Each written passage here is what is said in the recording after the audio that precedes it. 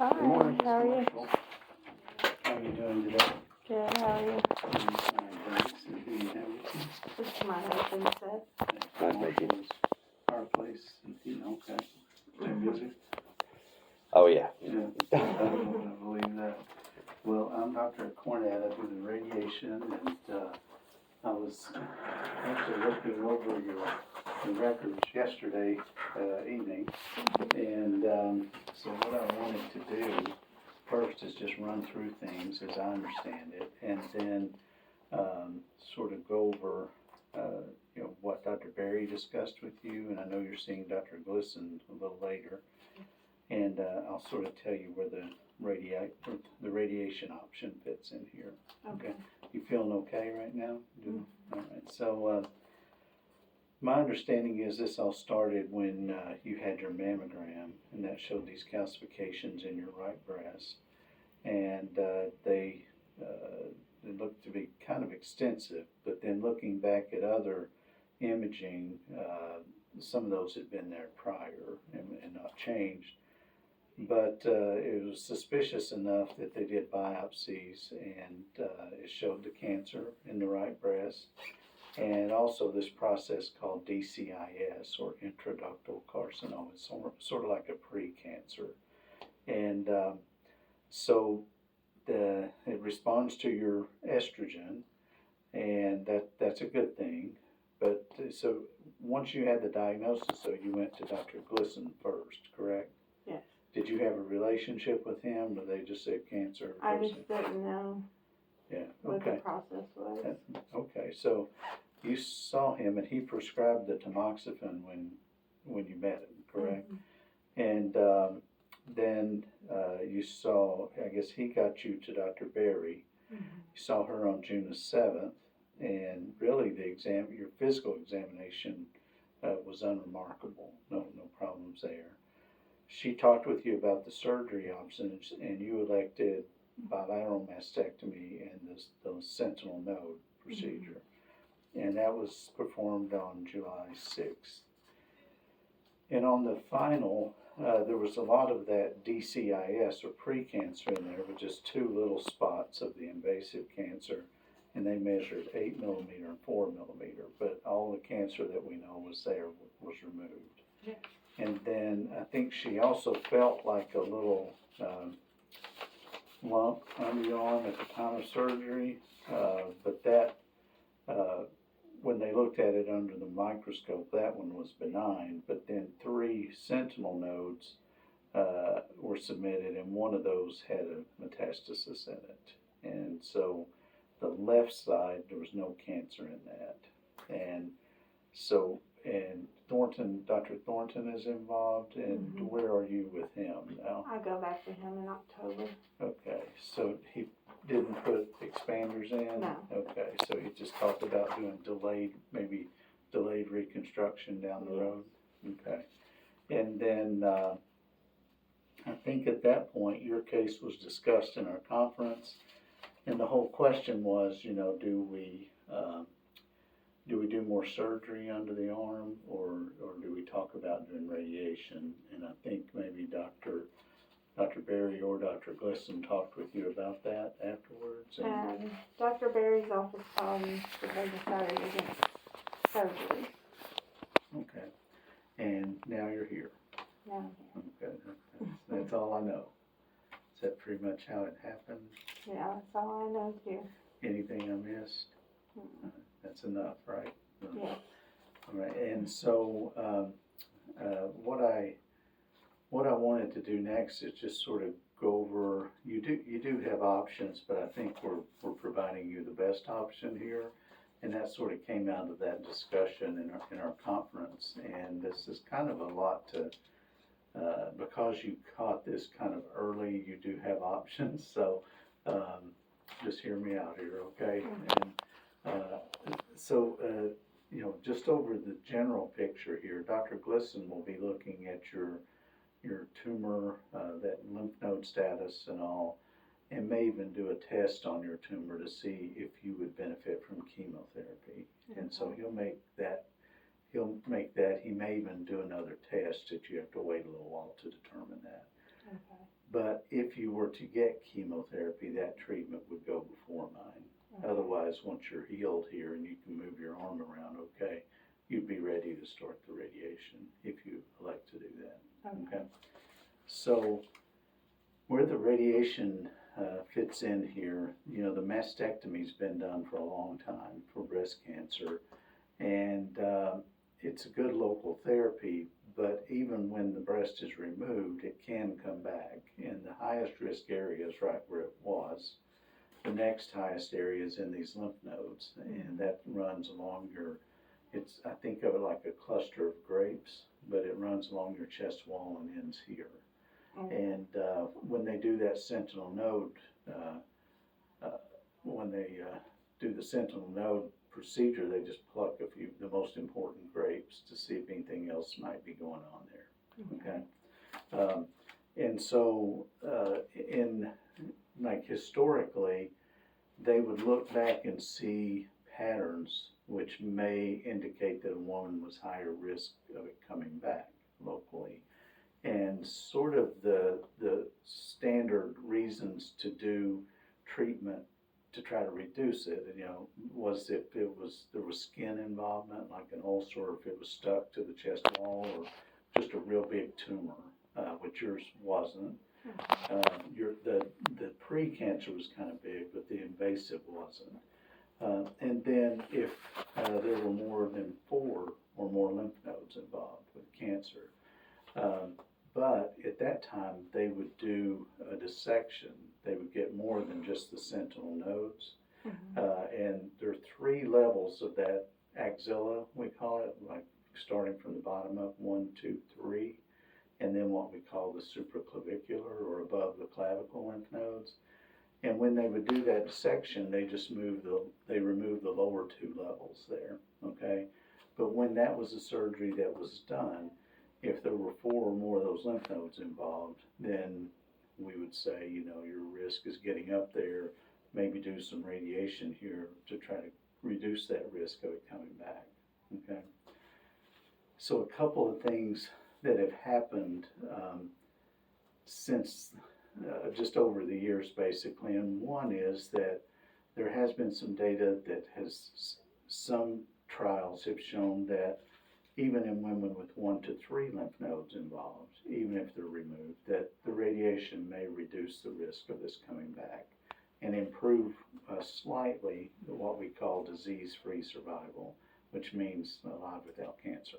So that's the one thing. So we're being a little bit more aggressive with the radiation when there's lymph node involvement, especially with someone younger. And so the other thing that has gone on is, just like you've experienced, we've tried to limit how much surgery we do under here, because that's the thing that's most linked to that risk of the chronic swelling or the lymphedema, okay? So in fact, when that sentinel node procedure was developed, the reason they did that is to try to avoid doing the big dissections on everyone. And it was more as an indicator. They'd say, if the lymph node was negative, don't do the big surgery. If it's positive, go in there and remove more lymph nodes, okay? So back at that time, you would go back and do that level 1 and 2 node removal, but that increases the lymphedema risk, okay? So that sort of became the standard, and you know, we still try to back away from doing so much surgery there. So there was a more recent study where, you know, well, let me back up a little bit. So the standard now with someone like yourself who's had a mastectomy, even with a dissection, the full dissection and 1 to 3 lymph nodes, is for us to sit down and talk about the pros and cons of it. So it's not like a slam dunk, but it's like, you know, you may get some benefits, so we talk about it, okay?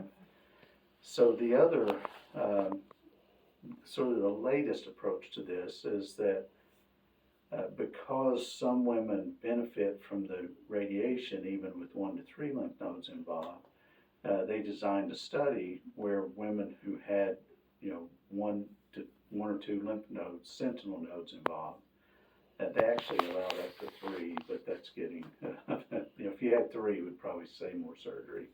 But so with those sentinel lymph nodes, those women who agreed to go in the study, they were split into two groups. And this group went back and had more surgery. In other words, try to clean it out that way.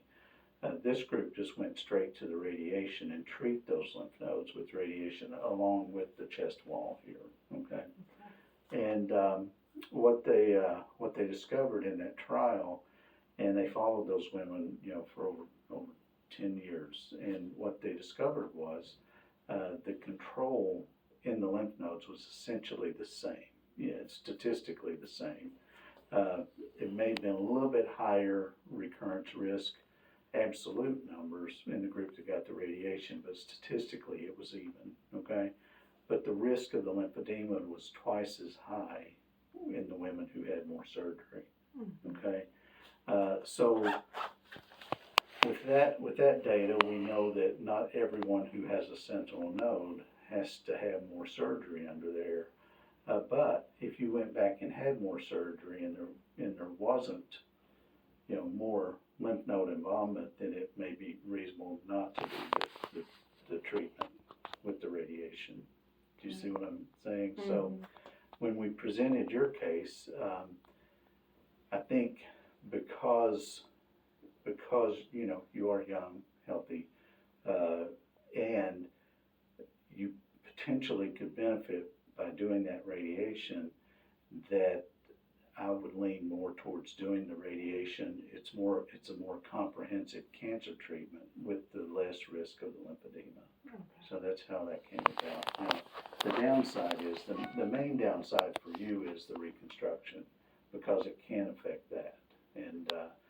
And so that's, we'll talk about that. I don't know, you said Thornton was doing it. Did he talk with you about that at all? Or? Not yet. Okay, so, that's sort of the major downside, any radiation exposure, you don't want it if you don't need it, but that's really the side effect, or how that could affect your outcome here is just him doing that reconstructive surgery. I'm gonna get my breath here and see if you have any questions about all that, because it's a lot to cover. So does that mean with radiation you can't get reconstructive surgery? It can limit what he does, and so it could. What I would recommend is just talking with him before we started this to make sure you knew what your options were there. Okay. Sometimes it doesn't necessarily mean you can't get reconstruction, and sometimes it can mean that like a tissue flap or a transfer flap to reconstruct it, but that's out of my league, so okay. I don't know what all his options are there, so. Okay. And what length would be? I know some people get 4 weeks, some people get 6 weeks. What would you think? Right, so sort of the standard in your situation would be right at 5 weeks. And that's outpatient Monday through Friday. Sounds like you've been reading or Google. Yeah. And we do have some shorter regimens that we're doing more when we're just treating an intact breast, say after a lumpectomy. And there's some early data suggesting you can get by with 16 treatments to the entire region, even when treating the lymph nodes here. But the data is early on that. We're sort of waiting on some trial results to come back on that, and especially with you and looking at potentially reconstructing this down the road, I would go with the more standard small dose spread out as opposed to bigger doses, short regimen. Okay. Does that make It's not like the shorter treatment is less treatment because you just get more per day. It's like you have the tanning bed on longer each night before you go to the beach, as opposed to getting a little bit and going more sessions. Okay. I don't know a tanning bed, but you probably tell me. You probably don't need one. That too, right? Excuse me just a second. So any questions about that? It gives me anxiety. I've just probably looked at too much stuff on the internet. Yeah. I've seen a lot of the burning and stuff like that.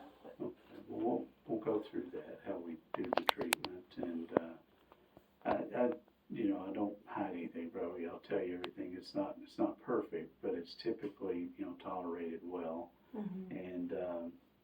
But I'll even go over the disclaimer stuff that we have to tell you. And think about like most Google searches, they usually get the worst example to show the common stuff.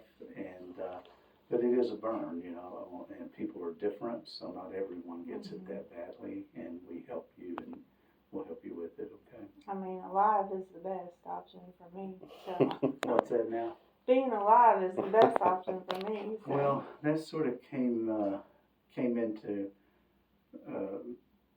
went in our conference, and I was there. And sort of my recommendation is, if you think about it, this is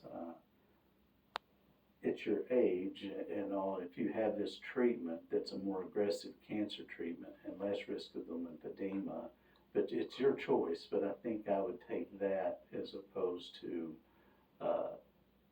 trying to spare my options here, do more surgery and risk the lymphedema. Right. You see what I mean? Mm-hmm. And that even if you have that dissection, it doesn't address these lymph nodes, right. which I will. All right. You see what and that wouldn't address the skin like I do. Right. Even though like the hereditary test came back negative, I feel like maybe there's something they haven't found there, just because there's so much cancer on my mom's side of the family. Like, yeah, she has 9 siblings, and I know 6 of them, plus her father, all had cancer. So I'm kind of terrified of that. I want to address whatever I can now. It says you want to be aggressive, but then just educate the other family members is the other thing, because you're right. I mean, we do genetic testing, but we haven't isolated all the genes that that cause bad things. So at least have all the family members doing their screening actively. Yes. It's a good point. So, all right, you ready to hear about this? Sure. Maybe. Take a deep breath. Yeah. Okay, so first of all, you Googled, so you probably know radiation is just X-rays is the treatment. It's a local treatment, but it's X-rays, just like when you get a chest X-ray and those rays go through you and hit the film behind you. That's what we're using, except here it's a much higher energy and exposure, and it's focused in on what we want to treat. Now, it's not perfectly focused because we can pinpoint radiation, but your treatment is more the lawn kind of thing, like the dandelions are picked and we have to treat the lawn where little seeds could be, okay? Mm-hmm. And so it's just delivering those X-rays to those areas. That would be your chest wall, under your arm, and around your collarbone or behind your collarbone. And so we're just shining those X-rays there.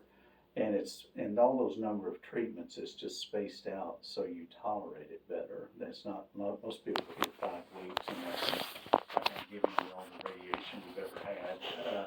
But it's more just so you tolerate it better. And so let's be optimistic and say you meet with Glisson, he does his thing, and you don't need chemotherapy. And then as long as you're healed and you can move your arm around, you'd be ready to start on the treatment. And we would start with a planning day here, and that's where you come in, but the nurses will sit down with you, talk with you about how to take care of your skin through all this. And then we do a CT scan here in this department. And you're familiar with CT. And for this one, it's kind of weird. You're on your back, but we have your arms up. And we put some ink marks on you, just Sharpie marker. You go through the CT scan. You go home, keep those marks on. Those are our reference points. But the CT just gives us a data set in the computer that we can use to do computer modeling of what we're going to do when you come back. Okay? It takes us a few days to do all that. But when you're ready to start, it's just outpatient, the Monday through Friday. This doesn't sound important right now, but it is. We have good parking spots for you right outside our door. There we go. You're the driver, right? So, no, you're coming so many times, you don't want to do this every day looking for a spot. But each day you just park right outside the door. You come in, check in. They call you to the treatment area, and you just get in the gown, just waist up. and when they're ready for you, you go into the actual treatment room. It's just another hard table, sort of like that CT scan. You get in the same position. It's just reproducing that. Once you're in position, the therapist step out and this machine just rotates around and treats you from different angles. You don't feel it. It's just like getting an x-ray, really. The machine is usually on just a matter of a couple of minutes to deliver the therapy. It really takes longer to set you up than to treat you. And once it turns off, there's no radiation in you, so you're safe to be around everybody. Then you'll have to get another excuse. I deal with way worse stuff and chemicals than you can ever have in this place. But you know, it's not like you would be harmful to kids. You could even walk out here and pick up a baby. No risk to them, okay? And sometimes we run behind, but usually you're in and out of here in less than 30 minutes. Just come and go. One day a week, I'll slow you down and check on you routinely, but any other day, if you have a concern or a question, you just let someone here know. If I'm not here, someone will be here to check on you, okay? But all those trips, so it's like, I would anticipate 25 business days, okay? Any questions about that? Sir? Go on, okay, so, side effects and risk. My least favorite part, but it's important. And I do try to be comprehensive with this because you do have that option of, trying to do more surgery and avoid this. So it's important for you to know the fast talker on the drug commercial stuff too. But I do try to separate that from the common stuff. Okay, so I'll start with the common things. Like I said, that daily treatment you shouldn't feel. Usually the first couple of weeks, I don't hear women report much of anything, maybe some fatigue, but quite honestly, I think that's as much just the stress of doing it and being nervous. But then as we get further into it, you start to see the local effect in those areas I just told you. And it is kind of a burn because that, even though your risk factor is the lymph node involvement, that's more of an indicator of your risk here. I know that's kind of weird, but so it's kind of designed to get the dose here. And so that's the main thing you'll see. You'll start to see it like a sunburn here under the arm and around here. Maybe some little itching bumps, like especially in this upper inner area. But it's a cumulative effect, and it would peak about when we finish or even a few days after. And that's where people differ. Some just get like a little bit of sunburn look or swelling, tenderness. Some get the blistering and peeling like you saw on Google. So it can happen. I can't predict where you'll be on that really, but we'll help you. We'll give you ointments to help with that, even give you a break if you need it. Okay. The only other thing that I would say sometimes, because the lymph node's in here, it can be kind of close to your esophagus depending on how God made you. And if that's the case, you could get like a little sunburn of your esophagus, which can mean that things are painful to swallow. We'll give you medication for that, and it's typically not severe. Okay. So the usual from this would be some kind of burn, maybe swelling, inflammation, maybe some swallowing, with the risk of blistering or peeling. Okay. And what this won't do, this wouldn't affect your hair, maybe under your arm. Most people are okay with that.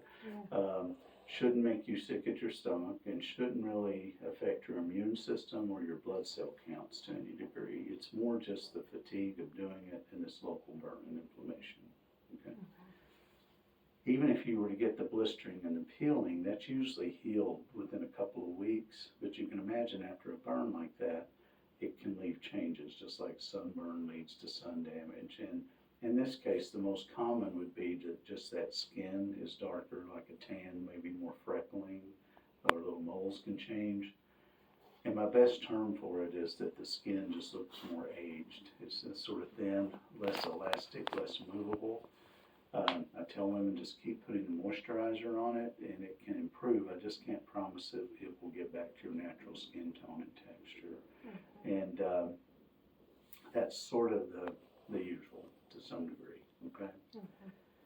So now I know that's scary enough, but I have to swing over here to the disclaimer stuff. And one of the disclaimers is that you finish all that and you're very displeased with that. You say, gosh, it's darker than I thought, or it looks more aged, doesn't feel like I thought it would feel, or there's some discomfort there. For any of those to be extreme would be unusual, but that is a risk. Excuse me. The other risks, which to me are scarier, just have to do with exposure of your normal tissues. And I think the best way to understand this is to know what we're doing when you're on that table, basically. So I just told you that I'm trying to get radiation to those areas, and my equipment to do that is like a big flashlight. But instead of shining a light beam that you could see in here if the lights are off, it's shining X-ray beam, and you can't see that, but those rays can go through you, okay? And I have a fancy shadow tray in there with these metal leaflets. I can block that and shape it, but my flashlight can go all the way around you, okay? Out of breath with this mask. But if I'm treating your right chest wall, where the right breast was, with those rays, I wouldn't point my flashlight straight on because those rays keep going and they would expose everything behind there. The reason we have you like this is we're going to pick the best skinny angle to shine through on a tangent like that, and it'll come back here to oppose that. And that's to treat this sort of square area here where the breast is. When we're treating the lymph nodes, it's similar thinking, but we just we need steeper angles because those are